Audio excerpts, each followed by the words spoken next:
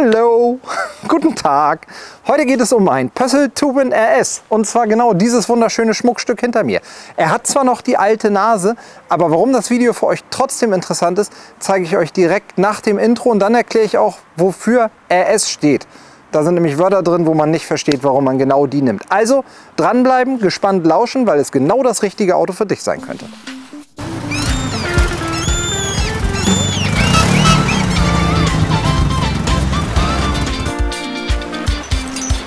Bevor wir in diesem Video richtig einsteigen, für euch noch ein bisschen Update mit dazu. Wir haben letzte Woche den Two-Win RS super ausführlich bei uns zu Hause gefilmt und jetzt sind wir hier in Düsseldorf und haben eins der neuen Fahrzeuge und in dem Two-Win RS ist der neue Möbelbau. Das heißt, wir gucken uns jetzt hier an, wie die neue Linie für die D-Line-Fahrzeuge des Möbeldekor Breeze umgesetzt ist.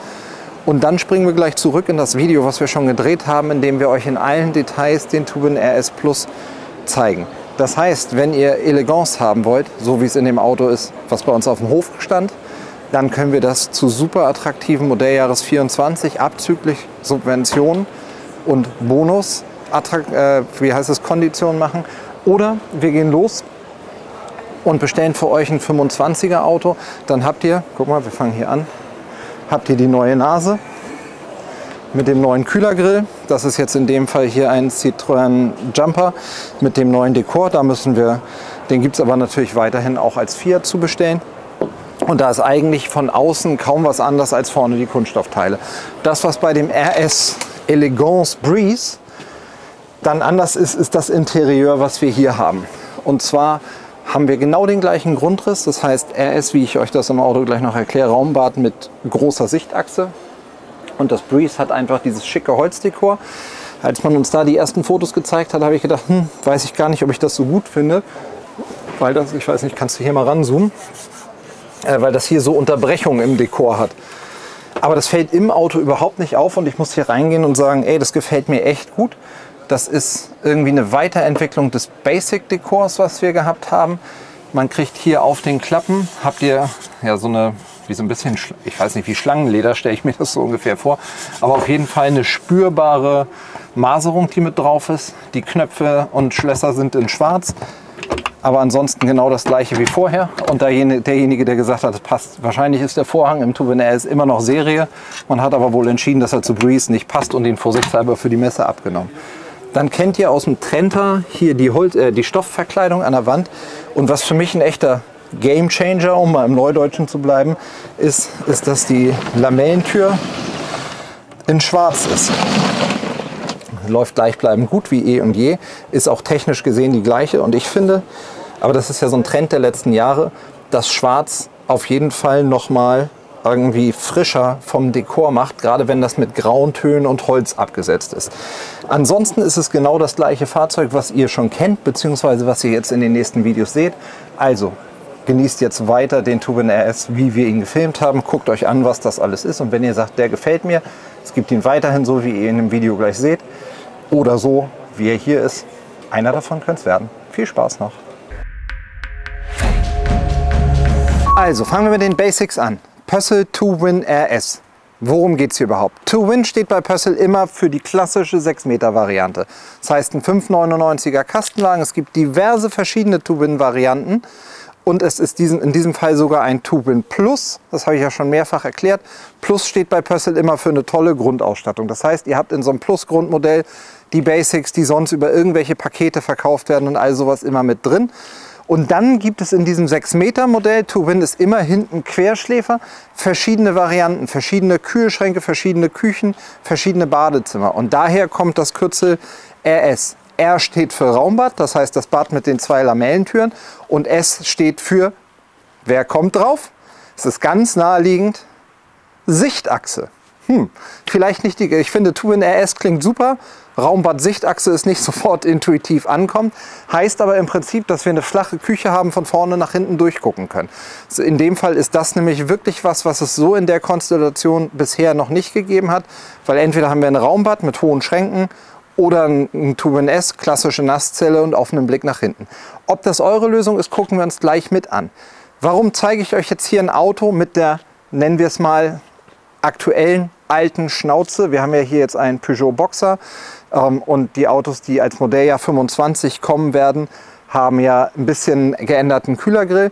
Zum einen muss man ganz klar sagen, es ist nicht vorbei, dass diese Autos gebaut werden. Bis Ende des Jahres werden die genauso gebaut. Und wir haben bei Pössl im Bestand noch den ein oder anderen Twin S, Twin Plus, Twin Plus RS oder Twin RS Plus, so dass es auf jeden Fall die Möglichkeit gibt für Schnäppchenjäger, bing, bing, bing, aufgewacht.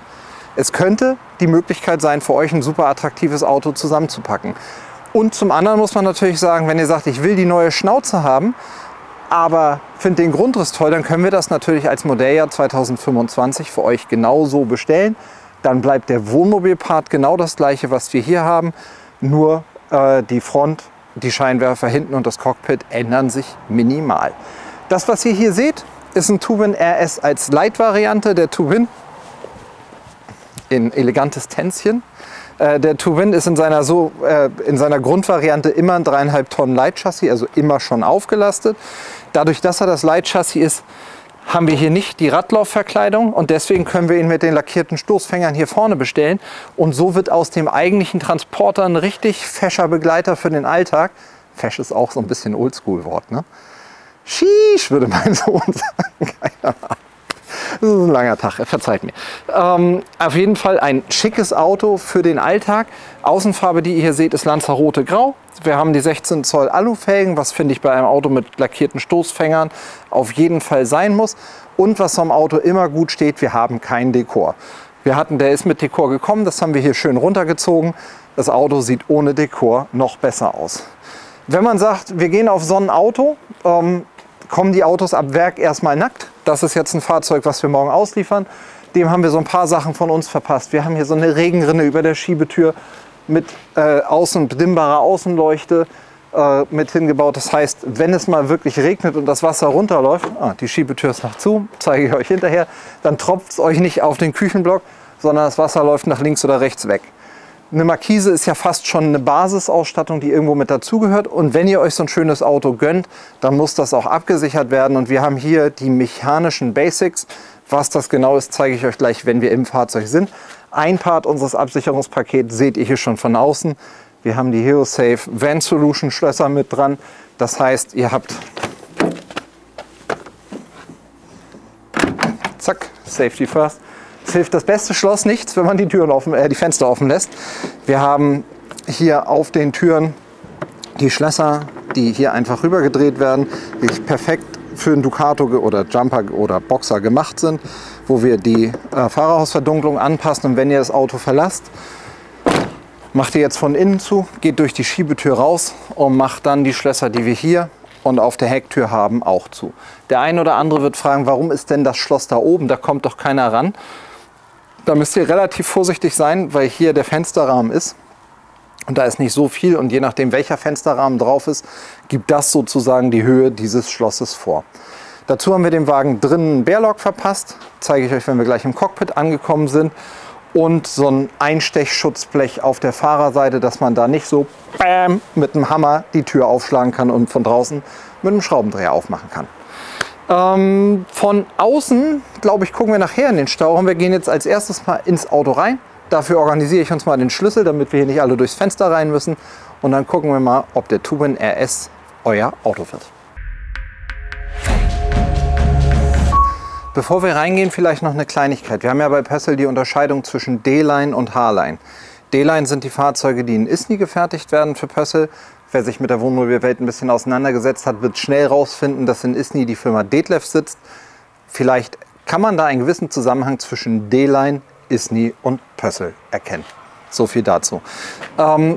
Die Grundidee hier ist, dass wir bei den D-Line-Autos serienmäßig eine Zuziehhilfe haben. Das heißt, in dem Augenblick, wo die Tür nur leicht dran gedrückt wird, zieht sie den Rest von alleine mit rein. Bei den Twin-Modellen, Road Cruiser und sowas kommt auch aus ISNI, sind die serienmäßig immer mit dabei. Wenn ihr euch ein Summit aussucht, dann müsst ihr gucken, da ist die Zuziehhilfe nicht serienmäßig mit dabei. Das ist eine Option, die ihr bestellen müsst. Also achtet immer drauf, will ich sie haben oder nicht? Ist sie bei dem Fahrzeug, was ich mir ausgesucht habe, dabei oder nicht? So, wenn ihr mit mir hier reinkommt, beim Twin RS ist es so, weil das ja die Kernaussage dieses Videos ist, Nehmen wir hier unseren Werkstattauftrag weg. Was macht den RS aus? Das ist Raumbad und Sichtachse. Und das ist genau der springende Punkt, über den wir hier reden. Was suchst du? Ja, finden wir gleich raus. Hier sind Lichtschalter.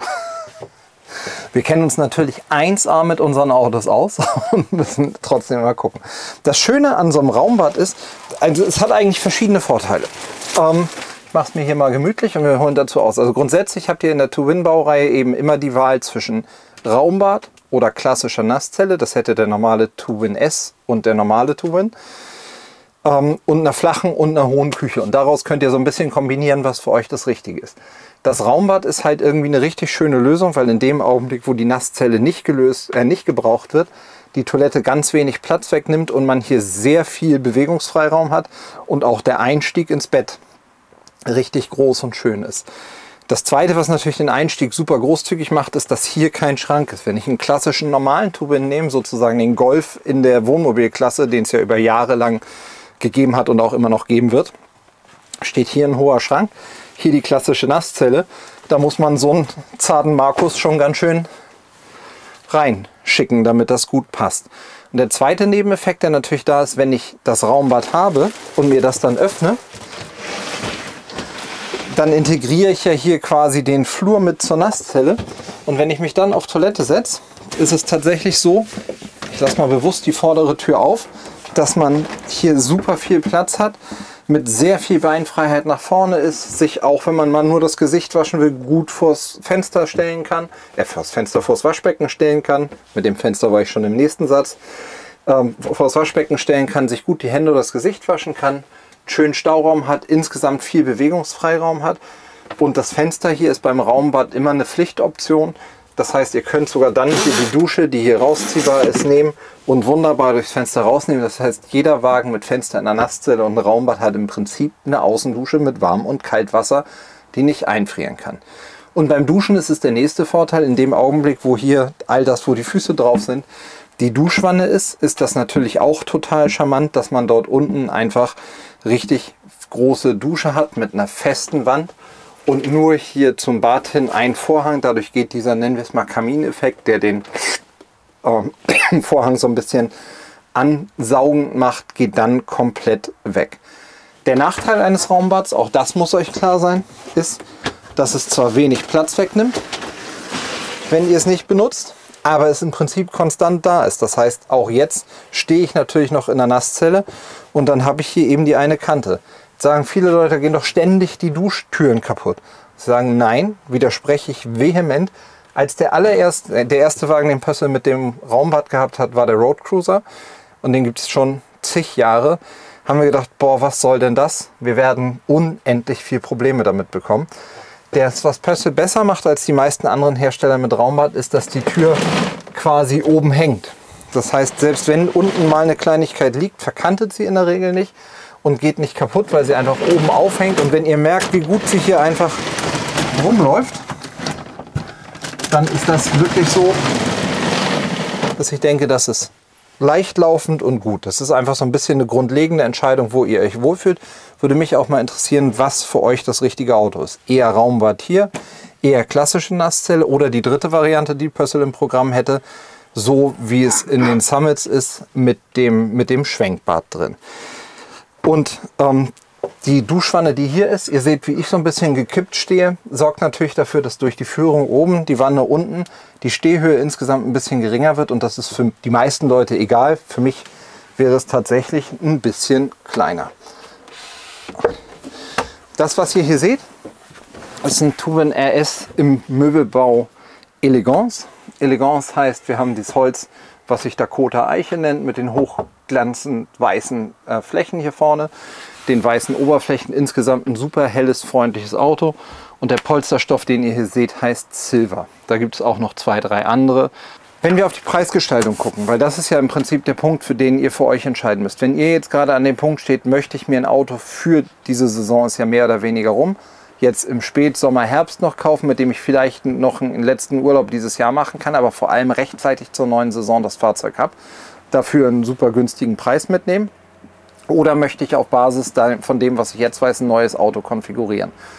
Bei beiden Situationen bist du eigentlich jetzt an der Stelle, dich zu entscheiden und das auch demnächst umzusetzen, weil man eben ganz klar sagen muss, wenn du für die Saison 25 ein Auto frei konfigurieren willst, dann ist jetzt quasi, ich will nicht sagen Last Order, aber demnächst müsstest du mal an die Nummer ran, weil ja Produktion des Basisfahrzeugs, Produktion des Wohnmobils, Sonderausstattung durch deinen Händler, hoffentlich uns, ja immer noch ein großes Zeitfenster in Anspruch nimmt. Und wenn du sagst, eigentlich stört mich das mit der anderen Schnauze überhaupt nicht und ich finde es mega cool, dass da noch attraktive Angebote im Markt sind, umso schneller du bist, umso größer ist der Topf an Autos, aus dem wir für dich wählen können.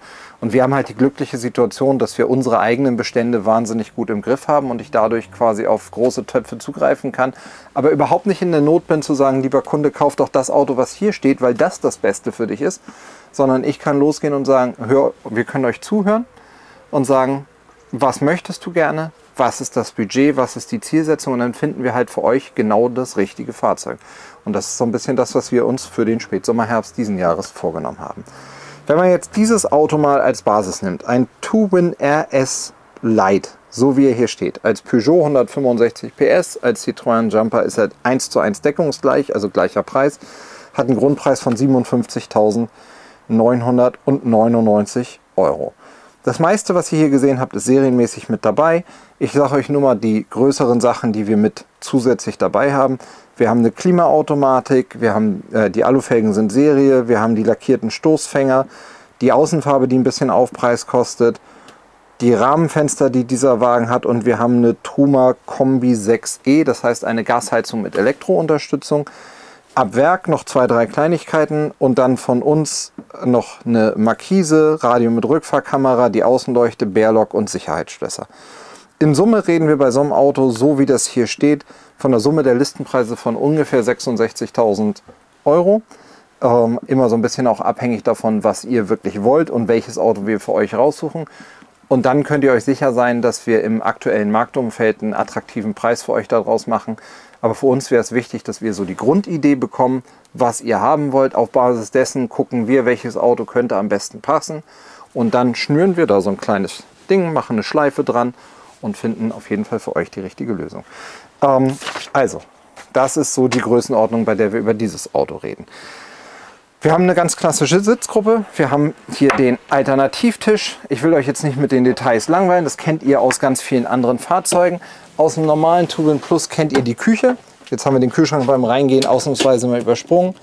Beidseitig angeschlagen, das heißt von innen und von außen sowohl zu beladen als auch zu entnehmen. Eine richtig große Arbeitsfläche, was immer daran liegt, dass der Kühlschrank natürlich hier vorne ist. Dann sind hier keine Schubladen, deswegen habe ich hier viel Arbeitsfläche. Klassischen Zweiflammenkocher mit dem integrierten Waschbecken und dann hier vorne unterhalb des Herz 3 Schubladen, 2 gleich große und dahinter eine etwas kleinere. Und was den RS dann noch zusätzlich besonders macht, ist das Heckbett und seine Größe. Und weil die wirklich exorbitant groß ist, hole ich uns jetzt noch mal kurz was zu messen. Und dann gucken wir uns mal an, wie groß das Bett wirklich ist, weil es, glaube ich, breiter ist als die meisten Autos, die man in einer 6-Meter-Klasse so haben kann. So, Bettenmaße. Back to the basics. Wir haben hier hinten auf der Fahrerseite satte 1,56 Meter und zwar echtes Matratzenmaß. Wir machen mal hier Verkäufermessung.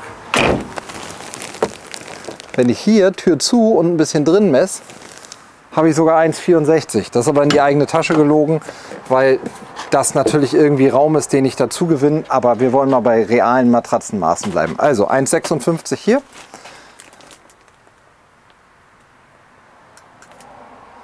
Und 1,54 da. Also ein nahezu quadratisches Bett. Länge, wenn wir schon messen, können wir das einmal komplett machen. 1,95. Das heißt, es ist ein echt großes Bett für einen kleinen Kastenwagen. Wir dürfen ja nie vergessen, dass wir hier in einem 6 Meter Kastenwagen sind. Wo ein großes Bett ist, ist natürlich am Ende des Tages auch ein großer Stauraum. Hier haben wir 92 in der Breite und hier einmal an der kurzen Stelle 1,26 und dann haben wir es hier aber ein bisschen länger. 1,52, also sogar über 1,50 da an der Seite. und hier unterm Bett 79,8, also quasi 80 cm. Insgesamt also einfach ein Fahrzeug, was gut ist. Was grundsätzlich euch wahrscheinlich aufgefallen ist, so viel brandneues ist hier in dem Auto nicht drin, aber es ist halt eine total seriöse, gut gemachte Kombination von Elementen, die wir aus anderen Autos kennen. Wir haben ein super flexibles Badezimmer, wir haben eine tolle Sitzgruppe, in der man mit 3, 4 Personen richtig gut sitzen kann. Wir haben eine tolle Arbeitsfläche, riesengroßen Kühlschrank, einen riesen Stauraum, wahrscheinlich in dem 6-Meter-Bereich eins der größten Betten und das Ganze in einem Design, was mir persönlich gefällt. Das ist ja immer Geschmackssache. Es gibt ja auch noch ein zweites Holzdekor bei Pössl. Und zusätzlich das Ganze zu einem, sagen wir auf jeden Fall, fairen Preis. Ich finde, das ist ein schönes Auto. Egal wie ihr zum Touran RS steht, für alle Fragen, die ihr zu Kastenwagen habt, sollten wir bei uns auf dem Kanal ein Video bereits online haben. Ich freue mich auf jeden Fall, dass ihr bis hierhin zugeschaut habt. Bedanke mich beim Zusehen und dann würde ich vorschlagen, sehen wir uns im nächsten Video. Das ist ein Touran RS, wir sind Togo Reisemobile und wir zwei und ihr gehören bald zusammen.